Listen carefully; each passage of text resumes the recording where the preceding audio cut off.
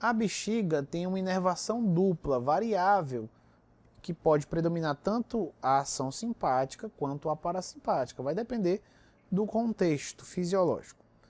Aqui eu tenho basicamente o padrão de inervação, saindo das colunas intermédio-laterais, os neurônios pré-ganglionares do simpático inervam a bexiga. Saindo da medula sacral, nós temos o parasimpático. Então, o simpático vem lá dos segmentos L1 e L2, e o parasimpático vem dos segmentos S2, S3 e S4. O segmento lombar, mais superior, simpático, e o segmento sacral, mais inferior, parasimpático, inervando a bexiga. Assim vamos ver de maneira mais detalhada aqui esta dinâmica. Antes de começar, é só para dizer que existem dois locais na bexiga que o sistema nervoso autônomo inerva. O primeiro é a parede da bexiga, que é o detrusor. E o segundo é o músculo esfinctérico, que justamente vai separar o leito da bexiga para entrar na uretra. Então vamos aqui. O parasimpático, ele inerva tanto o detrusor quanto o trígono e o esfíncter. Ele vai causar liberação de acetilcolina nesses dois locais. No detrusor, a acetilcolina vai ativar o receptor M3 e essa ativação vai resultar em contração muscular. Já no trígono e no esfíncter, a acetilcolina vai ativar o receptor M2, que vai causar relaxamento do esfíncter.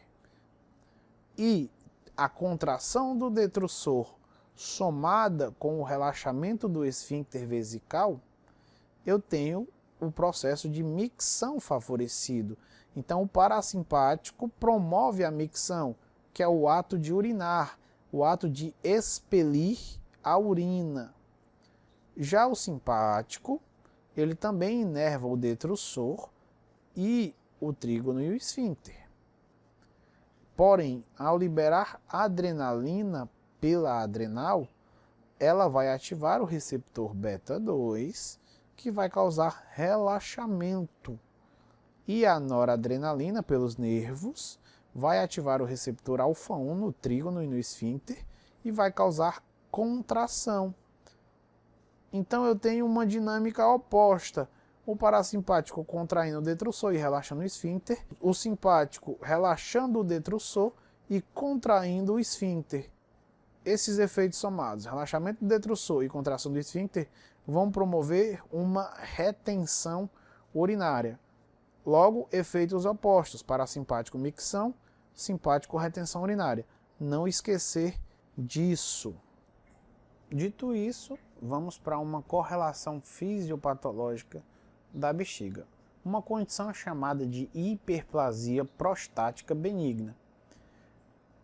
A HPB ela é uma condição clínica benigna, como o nome já diz, que ela é caracterizada pelo aumento do volume da próstata e consequente estreitamento da uretra. Por algum motivo, pode ser hormonal, por exemplo, excesso de ação da dihidrotestosterona ou da hiperativação do receptor de testosterona lá na próstata, ela vai crescendo, e ela vai causando esse estreitamento da uretra, empurrando o esfíncter, e aí você tem essa dificuldade de urinar. Tanto dificuldade em termos de não conseguir, quanto dificuldade em termos dolorosos. Explicando um pouco melhor, nós temos aqui é a bexiga e a próstata normal, detrusor, esfíncter, próstata e uretra. A próstata ela acompanha um pouco a parte da uretra aqui no início. Aí você tem o paciente com HPB, hiperplasia prostática benigna. Bexiga normal, já a próstata ela vai comprimindo a uretra. E dependendo deste grau de hiperplasia, você pode ter um estreitamento muito grande. Então a dificuldade aqui seria muito grande. O tratamento mesmo seria cirúrgico aqui, ó. Retirar uma parte da próstata ou até toda, para que esse estreitamento cesse. Então vamos mostrar aqui só uma animaçãozinha para entender melhor. próstata normal. Isso aqui é o mecanismo de micção normal. O esfíncter uretral dilata e a urina pode passar por toda a uretra até chegar no exterior. Próstata no seu tamanho normal também. Já num paciente com hiperplasia prostática benigna, como a próstata vai estar crescida, ela vai comprimir a uretra, como eu havia falado, e também vai comprimir o esfíncter, o que vai causar aqui um bloqueio à micção, uma resistência à micção. O esfíncter vai estar comprimido também.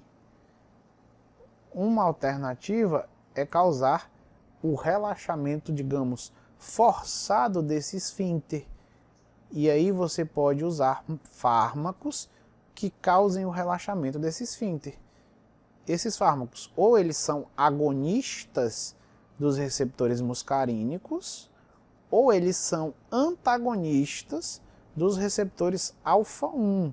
Ou seja, ou eu ativo quem relaxa, ou eu bloqueio quem contrai. Eu ativo quem relaxa, que é o parasimpático, o receptor muscarínico, ou eu bloqueio quem contrai, que é o simpático, receptor alfa-1. Aí eu posso, por exemplo, usar a prazosina, a terazosina, que são antagonistas alfa-1 seletivos, ou eu posso usar o betanecol, que é um agonista M3 muscarínico seletivo, que é um agonista M3 muscarínico seletivo, que é um agonista muscarínico M3, que é um agonista M3, que é um agonista muscarínico M3 seletivo. Eu tenho essas abordagens possíveis que a gente vai discutir lá para frente. Seria basicamente isso. Aquilo que eu acabei de falar. Eu posso ter fármacos atuando no receptor M3, atuando no receptor M2, atuando nos receptores alfa-1, sendo que a distribuição de receptores alfa-1 quanto aos seus subtipos, eu tenho mais receptor alfa-1A nos esfíncteres. Por isso que a terazosina, que ela é mais seletiva, ela tem uma ação melhor em relação aos outros antagonistas alfa-1 seletivos. Aí você tem aqui ó, os alfa-1B e o alfa-1D, que também participa, né? E você tem uma outra abordagem, que é a inibição da 5-alfa-redutase.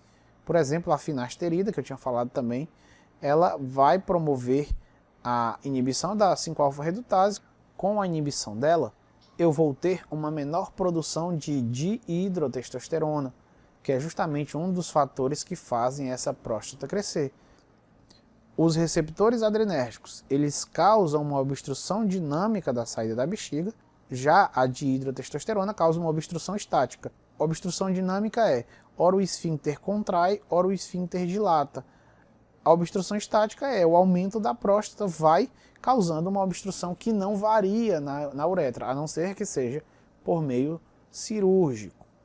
Então seriam os receptores que a gente vai discutir nos momentos oportunos. Tanto os agonistas muscarínicos, quanto os antagonistas adrenérgicos.